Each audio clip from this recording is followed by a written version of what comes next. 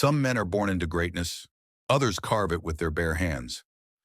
Julius Caesar was not content to follow. He was determined to lead.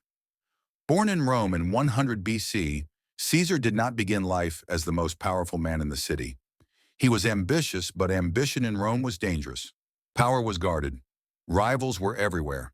Failure meant exile or death. But Caesar did not fear failure. He feared only one thing: mediocrity. And so, from the very beginning, he pursued greatness with relentless discipline. As a young man, Caesar was captured by pirates while sailing across the Aegean Sea. Most men would have begged for mercy, but not Caesar. He laughed at his captors. He demanded they raise his ransom, because he believed he was worth more. And he swore when he was free, he would return to hunt them down. The pirates thought it was a joke, but Caesar kept his word. Once released, he raised a fleet, captured the very men who had held him hostage, and had them executed. That was Caesar, unyielding, relentless, disciplined. This was the pattern of his life. Every setback became fuel, every obstacle a challenge to overcome. He rose through the ranks of Roman politics, not because of privilege alone, but because of his unmatched determination. He worked when others rested. He studied when others celebrated. He disciplined himself to see opportunities where others saw only risk. But ambition always demands sacrifice, and Caesar paid the price. He was exiled, hunted, forced into hiding. At one point, stripped of power, with his future uncertain, most men would have given up.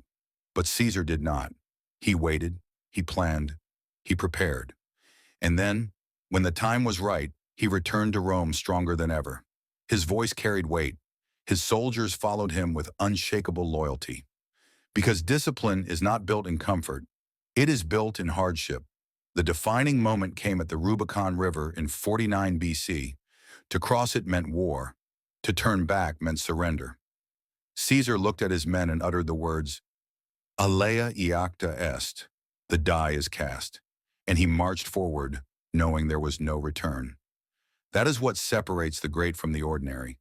Not that they have no fear, but that they refuse to let fear decide their fate. Caesar's campaigns reshaped the world. In Gaul, he faced tribes fiercer, wilder, more numerous than Rome had ever seen. But with discipline, strategy, and vision, he turned chaos into order. He trained his soldiers to endure the impossible. Long marches, bitter winters, relentless battles. And time after time, they emerged victorious. Why? Because Caesar taught them that discipline beats strength, that order beats chaos, that persistence beats talent. But greatness always attracts enemies. Back in Rome, senators whispered. They feared Caesar's rise. They saw his victories, his power, his influence, and they called him a threat. Still, Caesar pressed on. He returned to Rome not just as a general, but as a visionary. He gave land to the poor, reformed the calendar, strengthened the republic, and for a moment it seemed he was unstoppable.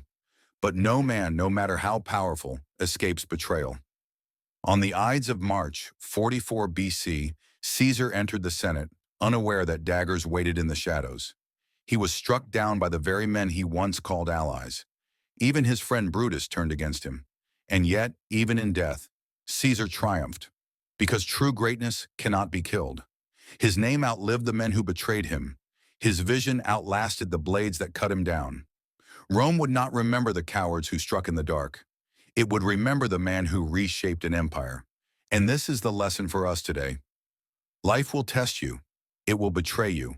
It will strip you of power, of security, of hope. The world will tell you to stop, to turn back, to surrender. But Caesar's life teaches us this. Your struggles are not the end.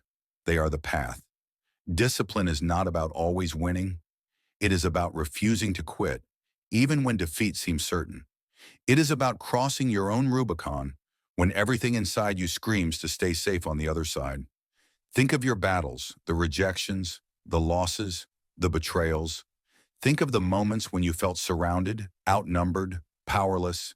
And then remember Caesar, the boy who was kidnapped by pirates, the general who faced impossible odds, the leader who defied an empire. The man who, even when struck down, became immortal. Your life too will have its Rubicon, a moment when you must decide, do I turn back or do I move forward? Do I surrender or do I rise? And when that moment comes, remember this: fortune favors the bold. So rise, march forward, cross your Rubicon, and never look back.